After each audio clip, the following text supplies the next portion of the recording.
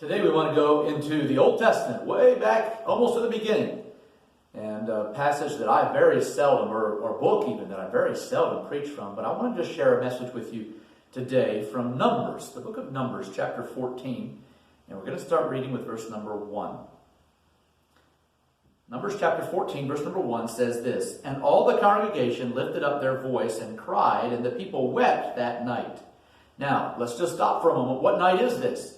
The spies, the 12 spies, had just come back from going over into the Canaan land, the promised land they were supposed to be inheriting and taking as their possession, and they come back with a bad report. And so that's the night we're talking about. The people wept that night. And all the children of Israel murmured against Moses and against Aaron, and the whole congregation said unto them, "Would God that we had died in the land of Egypt, or would God we had died in this wilderness? And wherefore hath the Lord brought us unto this land to fall by the sword, that our wives and our children should be a prey? Were it not better for us to return into Egypt?" And they said one to another, "Let us make a captain, and let us return into Egypt." Now let's jump down to verse number 10. The people, Joshua and Caleb and Moses even, seemed to God try to discourage them from being so rash in their response. But in verse 10 it says, "But all the congregation bade stone them with stones. And the glory of the Lord appeared in the tabernacle of the congregation before all the children of Israel." So now it's saying God's come down on the scene. He has something to say to them. Let's jump down now to the very last part of the chapter, Numbers chapter 14 and verse number 44. After God had given his message, he had said, "Now you're not going to be able to go in. I'm not going to go with you. You won't be able to overcome your enemies here." Then the people changed their mind, and they decide, well, now we want to go. After they had just said, "No, we can't go. We don't want to try to go into the land of Canaan. It's too difficult. It's too dangerous."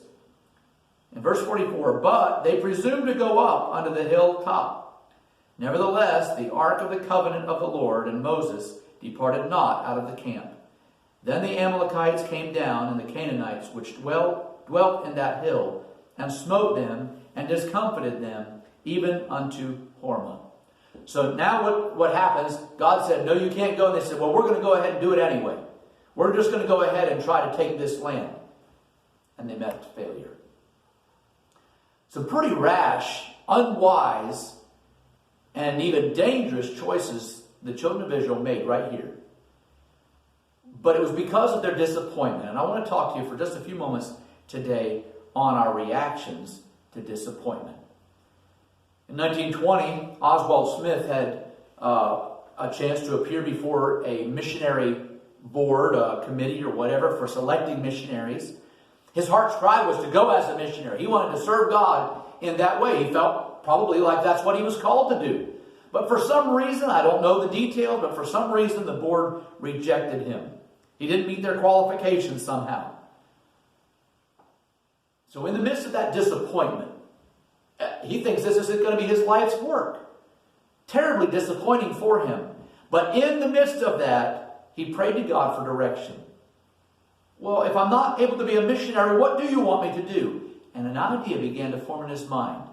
If he couldn't go as a missionary, maybe he could send missionaries. He became the pastor of the People's Church in Toronto, and he began sending out missionaries into the field. And history tells us that that church sent out more missionaries than any other church of its time. God used Mr. Smith's disappointment to actually bring about a greater good. You know, the sad reality is that we all face disappointments, don't we? We don't like them.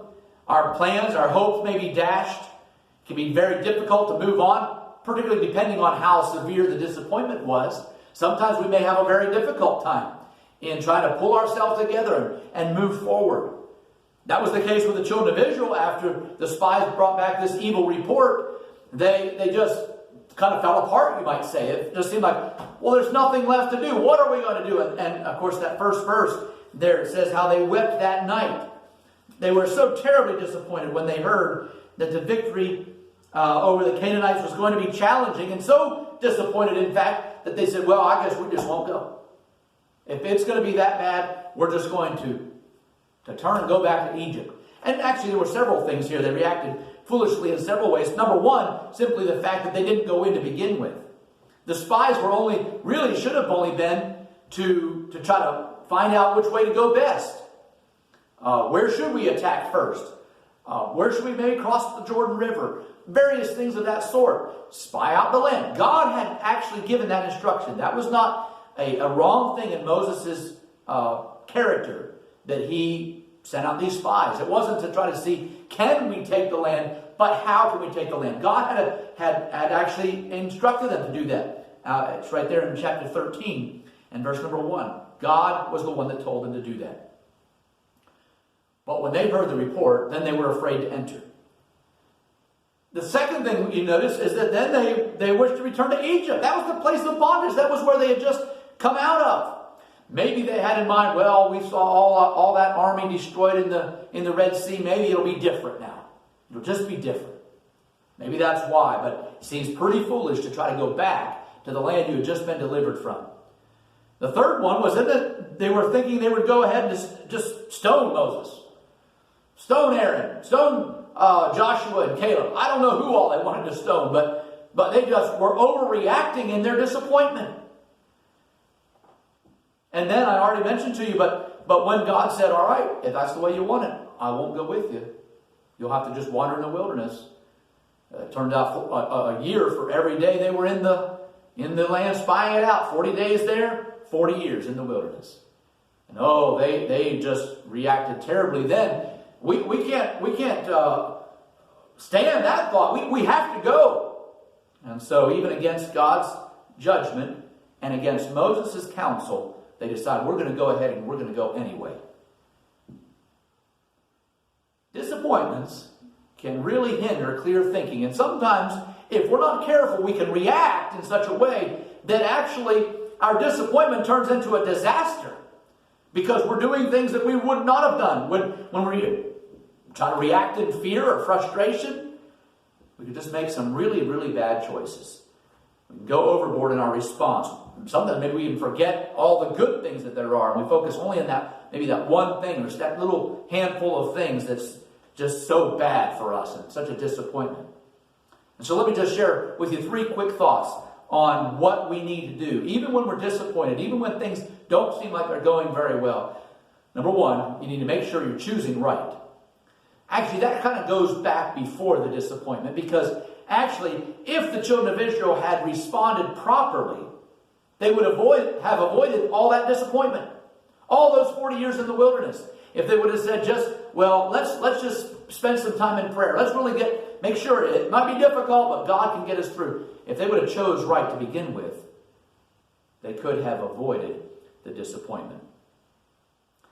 We may not always cause our own disappointments, but we could avoid a lot of them if we just simply choose right. Just make the right choice. Choose to go with God. Choose to obey Him. Choose to let Him have His way. Choose to let Him determine our course. Sometimes we might say, no, that's not what I want. That doesn't sound right. But if we choose right and simply go with God, we can avoid a lot of disappointments. The children of Israel would have done that, and you and I can too. The second thing, though, that I want to notice with you is also that even when disappointments come, we need to be sure that we choose respect. Notice what was happening here. The children of Israel are so discouraged and so upset. And in verse 4, they're saying, let's just get ourselves another captain. Get rid of Moses. In fact, they were going to stone him. In verse number 10, it mentions about that. Again, I don't know who all they were going to stone.